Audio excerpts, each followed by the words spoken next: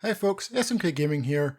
As things start to calm down after the amazing reveal trailer yesterday, you're starting to think about what the actual Battlefield setting is. You know, it's obviously set in the near future, but what's the backstory? The trailer, whilst very good, didn't really make that clear.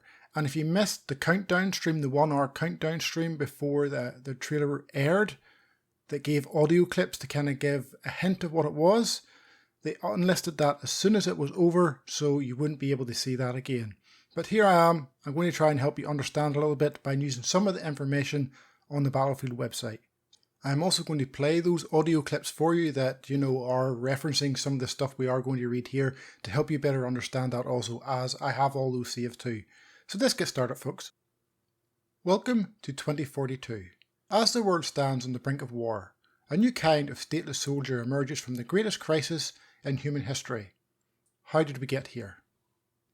A decade of chaos. 2031. 10 years is all it took to bring the world to the brink. Rising sea levels, collapsing economies, broken alliances, and the headlines keep rolling in. October 9th, 2033. Hurricane Zeta, the world's first Category 6 storm. January 11th, 2034. Global food fuel shortages spark the Second Great Depression. August 8th, 2035. European Union officially disbands following Germany's collapse. So I'm going to play a few audio clips for you here now, just before I move on to the next bit. Geraldine Donner coming to you live from Halifax, where Hurricane Zeta, the world's first Category 6 storm, is just hours from pummeling North America.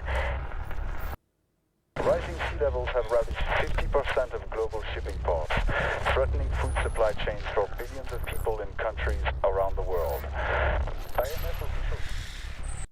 So this all started with a hurricane, a Category 6 storm. Now, just for reference, it only goes up to Category 5s in real life.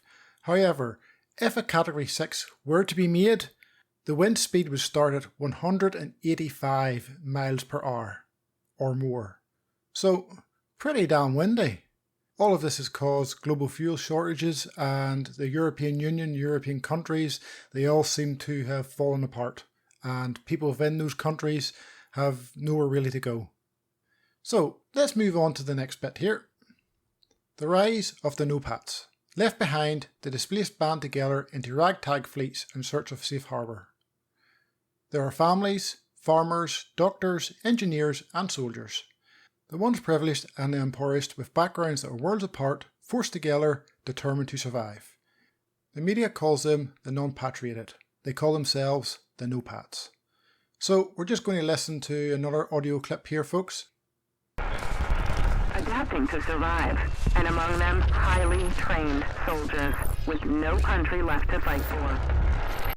So here we have a situation where all those people that were displaced by the hurricane and then the subsequent fuel shortages and food shortages, that they've all had to come and band together and live together and survive together, no matter what their prior stature was. They could have been below the poverty line, or they could have been very well off. They have now had to come together. So moving on, the new normal, 2037. Humanity adapts to the new normal. Revolutions in energy, desert irrigation, hydraulic levees, and seawalls save coastal cities, reclaim farmland, and rebuild supply chains. Hope of finding a stability leads to some nations reopening their borders. However, with no way to repatriate 1.2 billion people, NOPATs become a permanent fixture in all economic, military, and social policy making. Many NOPATs are still distrustful of the governments that exiled them and refuse calls to re-assimilate.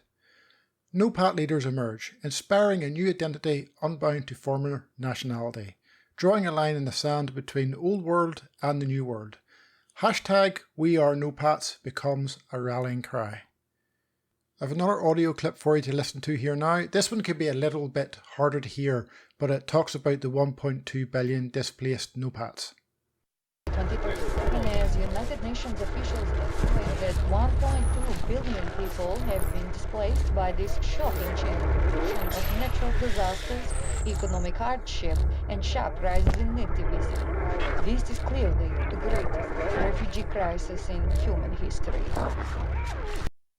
So let's finish off with this last little bit. Amidst the world rebuilding, sparks of friction erupt between the US and Russia, as the last two superpowers both vie for control of this fast-changing world.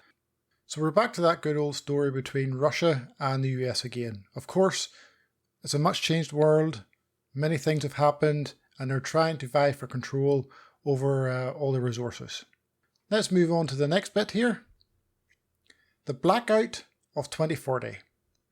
A sudden space debris storm creates a Kessler effect, causing 70% or more of all orbiting satellites to malfunction and crash to Earth. The cause is unknown. The subsequent blackout causes mass devastation, planes crash, communication grids collapse, already jammed global supply chains come to a standstill, price of oil, grain, coal skyrocket exponentially, and some statutory claims report over 100,000 lives are lost. A world on the brink goes over the edge. No internet, no navigation, no surveillance, no storm forecasts. Geopolitical distrust surges overnight. No one can spy on each other, so no one can trust each other. Both Russia and the US claim the other is responsible for the blackout, while some no-pats were behind it and accuse them of trying to sow anarchy. Former military and combat trained specialists among the no-pats rise up into armed task forces to defend themselves as tensions rise.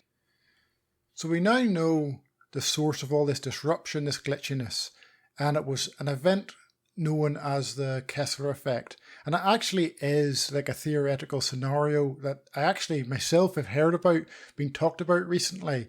And it's a theoretical scenario in which the density of objects in low Earth orbit due to space pollution, and it's high enough that collisions between these objects could cause a cascade in which each collision generates space debris that increases the likelihood of further collisions. And then the implications of this is that all this debris in orbit could render space activities and the use of satellites pretty much absolutely useless. A storm of particles would destroy everything in orbit. So everyone, with all the distrust, they all seem to be gearing up for war. So let's move on to the next bit. The Brink of War.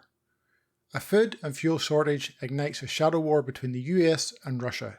To maintain plausible deniability, both sides field no-pat task forces as proxies and escalating the conflicts over resources, promising the refugees a piece of what's left. And here's a clip relating to that last paragraph. The US and Russia are both being accused of fielding armed no-pats in an escalating fight over vital resources, all for the promise of peace of what's left. So basically the US and Russia are both employing these no-pats to fight for them on their side and basically, saving their own armies. They're using them as proxies. 2042. Open war is imminent. No-pats have no choice but to choose sides, fighting not for a flag but for their future. Their war is your story, and this is where the game's tagline comes from: war is the only way home. So folks, I hope that's been helpful for you. Until I went over this myself, I had no idea of the whole backstory behind it. As far as I was concerned, my theory of an EMP strike was still the correct one. But now you have a bit more knowledge of what's going to be happening in game and how things are going to play out. So thank you very much for taking the time to watch this, folks. If you did enjoy, drop a like on the video. If you want to discuss anything further with me, leave a comment in the comment section below also, folks. Thank you very much. Stay safe out there, folks, and I'll catch you again in the next video.